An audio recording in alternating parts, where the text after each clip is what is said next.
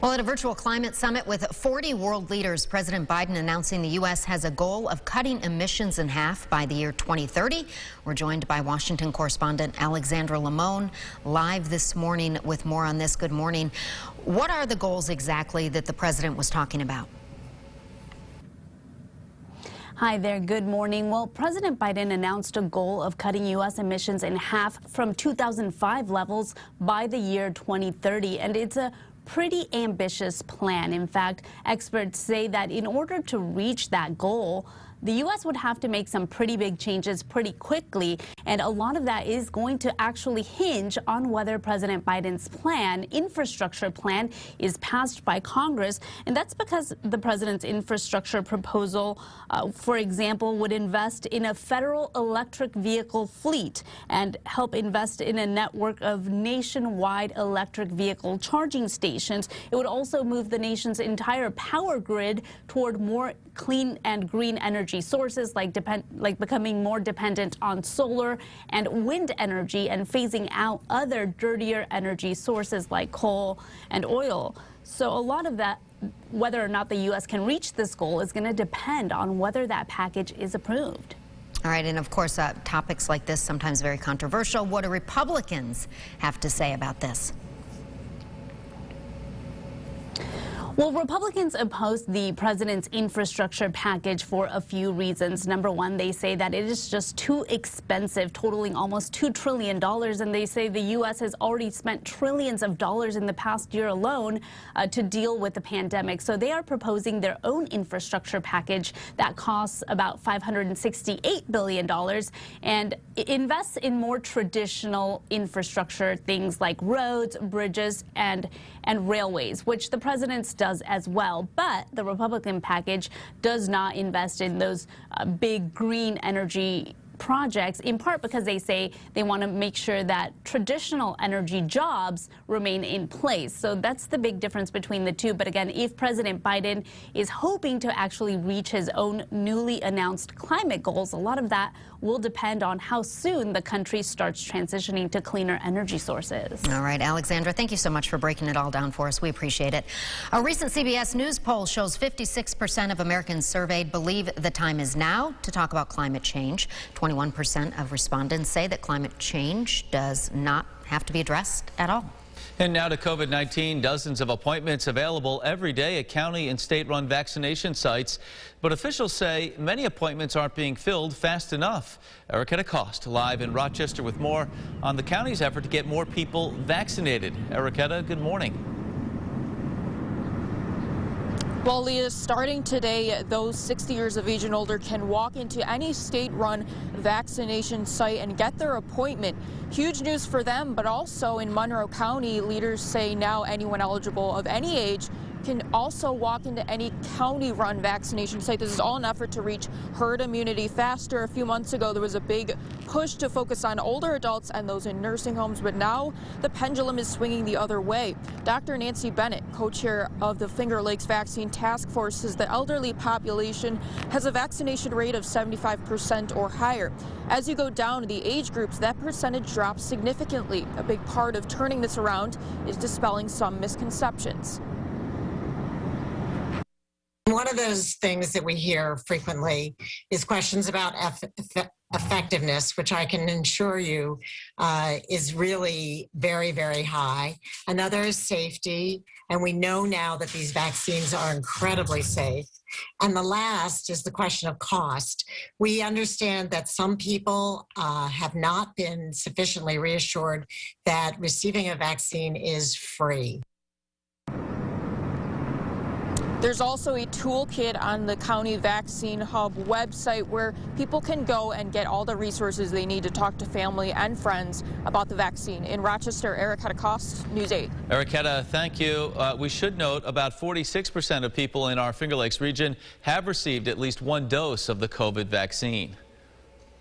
After a couple days of snow, we have some good news. Well, first of all, it's Friday. That's good news enough, right? We're heading into the weekend. The other piece of good news, we're going to see some sunshine and warmer temps, right, James? Oh, yeah, definitely. I hope you packed the sunglasses this morning or have them handy because you will need them today. 28 degrees, that's the current temperature. It's chilly out. I actually still wore a winter jacket in as wind chills are in the lower 20s. Bus stop forecast. If you have the jacket this morning, give the kids the jacket. They won't need it this afternoon. Return home is lovely in temperatures in the mid-50s. One of those days you might actually even want to put a little bit of sunscreen on if you plan on spending several hours outside. Of course, clouds return as we get into the weekend. I'll have a look at both Saturday and Sunday coming up right at the end of the show. All right, James, thank you. Time now for another check of the roads with our sunrise traffic. Yesterday at this time, we were working on about a dozen accidents across the region. A different story this morning. Smooth sailing on 390, 490, and 590 at this hour. Well, new this morning, Rochester police investigating a double shooting in the area of Portland Avenue. They responded around 12:30 in the morning. Two men, they say, were involved in some kind of altercation. Both ended up with gunshot wounds. A firearm was recovered. Both men are at the hospital with non-life-threatening injuries. The investigation is ongoing at this hour. Police are asking anyone with information to call 911. 16-year-old Edgar Tolentino has been charged with murder in connection to a fatal carjacking attempt earlier this month in Gates. The victim, 71-year-old Richard Shasha of Irondequoit, who was shot during the attempted carjacking on April 7th. The incident occurred on Buell Road in Gates. Police there believe the carjackings are not just limited to a couple of thieves, but multiple groups. I think it's just not carjackings. I think there's a lot of violent crime going on right now, from street robberies to any kind of a robbery and the threat of these weapons. And until we get crime under control in Monroe County, we still have to be alert to our surroundings and what's going on. Tolentino is being held without bail and is scheduled to return to court next Wednesday. All right, listen to this. Fake Pfizer vaccines are now hitting the market. The company confirming a report that counterfeit versions of its COVID-19 vaccine were discovered in both Mexico and Poland. Now, the vials in Mexico had fraudulent labels.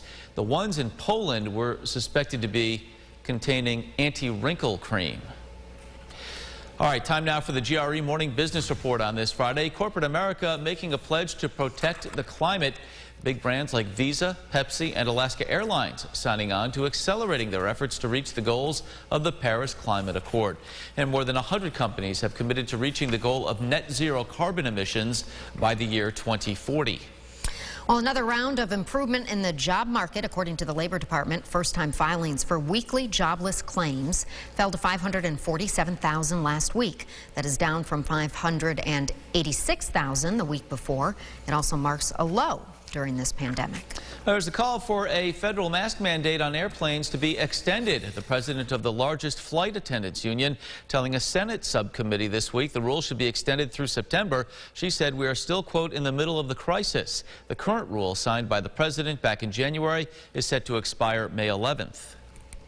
Prices of groceries could go up again, with major brands like Procter & Gamble announcing new hikes on grocery staples this summer.